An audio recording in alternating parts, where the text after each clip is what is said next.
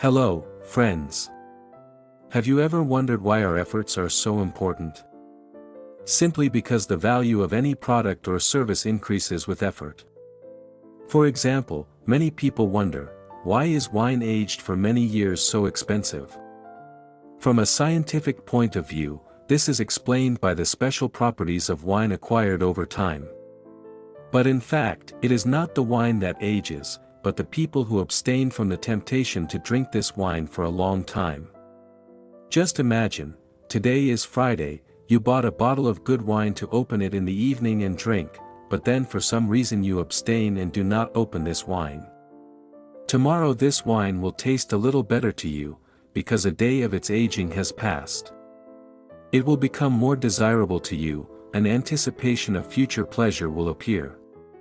Do you understand what I mean? About the psychological aspects of the value and price of goods. About the will of man from the point of view of our psyche. If you want to open a bottle of wine, but you don't have a corkscrew, then you will probably have to try to force the cork into the bottle of wine. You strain your muscles, apply effort. And at this time, your wife next to you says, "You won't succeed." She doesn't believe in your efforts. And all the sweeter the moment when you finally succeed, and the wine only becomes more delicious for you. It's a kind of prey, you put in your own effort. That's why it's so much more rewarding to give a handmade gift than a store-bought one. When someone doesn't believe in you, but you stubbornly pursue your goal, then the results of victory bring us much more joy than if the effort and suffering hadn't occurred. Rest is much more desirable if you've worked hard beforehand, worked long and hard. If you haven't worked, haven't tired yourself out, then the value of rest for you diminishes. Thus, an important thesis that many don't fully understand, only effort creates value. For example, do people see the special value in the birth of a child only when that child is long awaited?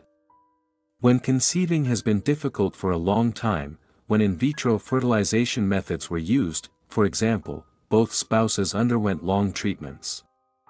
Only difficulties in achieving a goal provide joy from the result.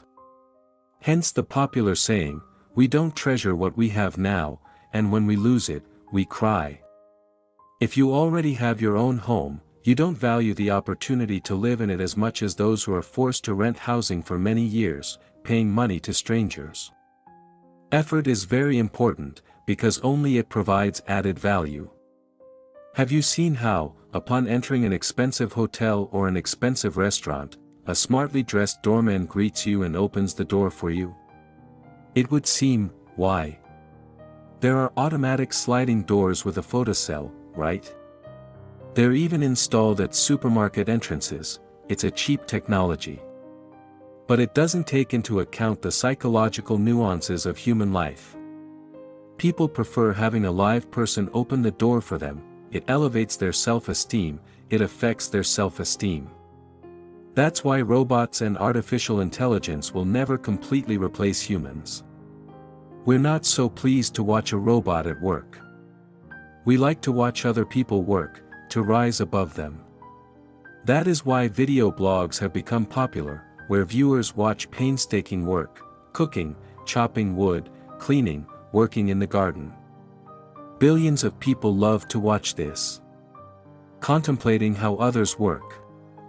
July, the air temperature is plus 30 degrees Celsius, you walk and see how workers lay asphalt. It is hard for them, they are in dust, in sweat, with shovels. And you just pass by and catch yourself thinking, who studied what? It's good that I am an office worker and don't work so hard physically.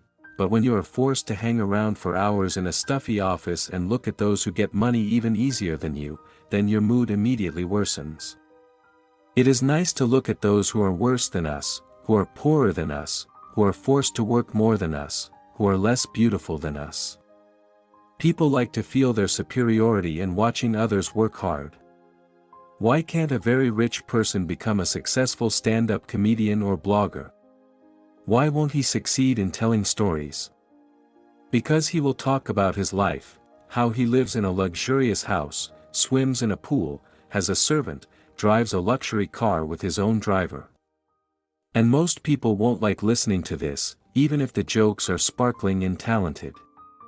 They will gradually begin to envy and hate those who are more successful than them, who are richer, who have achieved more. Such a stand-up gig is doomed to failure. To become successful, you need to talk about how your wife left you, how you save money every month to pay the rent, how hard life is as a student or as a family in a poor family. And only then will people like your story. No one is interested in hearing how great you are. On the contrary, they want to psychologically elevate themselves above the storyteller. This is precisely why the very rich are, in many ways, limited. They find it much harder to achieve sincerity in their relationships, to become in demand among the general population. No one likes the rich and often considers them parasites. Incidentally, there was a separate video about this on the channel, titled, Parasites. What professions are needed and important? The value of our efforts determines our willpower. But how important are volitional inhibitions, the ability to endure and overcome oneself? This question is related to the understanding of such a concept as free will. Knowledge of human biology allows us to assert, we all exist within a limited corridor, the size of which is determined by our upbringing, environmental factors, heredity, and our genes. Within the boundaries of this conditional corridor, we are quite capable of choosing our own decisions, exercising our will. Human abstract thinking gives us an expansion of this corridor compared to other animals. Yes, friends, don't forget that humans are also animals, albeit with a developed cerebral cortex. This is a fact of biology.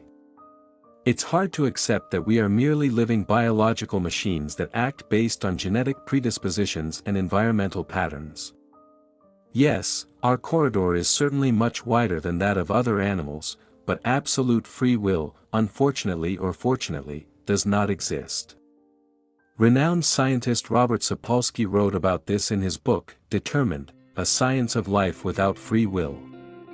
According to the author, all human actions are predetermined by biological and environmental factors, and our perception of free choice is merely an illusion, a delusion born of complex processes in our brain. We humans tend to believe that some of us possess a special willpower that allows us to achieve success in life. But there are others who lack this very willpower, or who possess it very weakly. Some scientists believe that genetic, hereditary factors play a significant role in shaping biochemical processes in the brain. Others attribute a greater role to upbringing and environmental factors. But in reality, it doesn't matter who is right. What matters is that no natural equality exists, and any attempts to artificially equalize people will, unfortunately, be ineffective. Every action, every deed, has a specific cause, a biochemical reaction in the neurons of the brain or the result of hormonal interactions, the result of upbringing and environmental factors. This simple truth, formulated and proven by Robert Sapolsky, is unfortunately denied by proponents of a mythological worldview. Judges in a free and independent American court, according to statistics, reliably hand down more guilty verdicts if they are hungry at the time. And reliably more lenient sentences are handed down immediately after lunch. All these facts demonstrate how susceptible our so-called free will is to the influence of such simple factors, such basic human needs. It's not for nothing that they say that if your boss is in a bad mood, hungry, or irritated, it's better not to ask for a raise. There's a high chance you'll be turned down. But after lunch, go for it. The chances of success increase. Nutrients enter the bloodstream, glucose levels rise, and a person becomes more pliable, more complacent. I highly recommend Robert Sapolsky's book to those who still harbor illusions about the existence of absolute free will. To all fighters for absolute justice. In human society, it's common to look for someone to blame, often around ourselves. But each of us never tries to admit our own guilt. We always find excuses for ourselves, sometimes justifying any of our actions, even the most terrible ones. There's absolutely no point in wasting time, energy, or your nerves on lengthy discussions about someone else's guilt. If an angry and aggressive dog is running towards you, you don't try to ask it questions or figure out who's to blame, do you? You grab whatever comes to hand and try to defend yourself, for example, with a stick or a stone. So, in your relationships with people, sometimes you shouldn't rely too much on nobility or prudence. Remember that everything is determined, including biologically. It's pointless to argue with an aggressive, stupid, or angry person. It's better to simply avoid such a person, just like an angry and aggressive dog. Remember that you shouldn't tease primates, because it says so on every monkey cage at the zoo. They are vengeful and unpredictable. Homo sapiens also belong to the order of primates. So if it says, do not tease, then you shouldn't tease them. It's not like stupid people work at the zoo. Thank you for your attention. Subscribe to this channel. And until next time.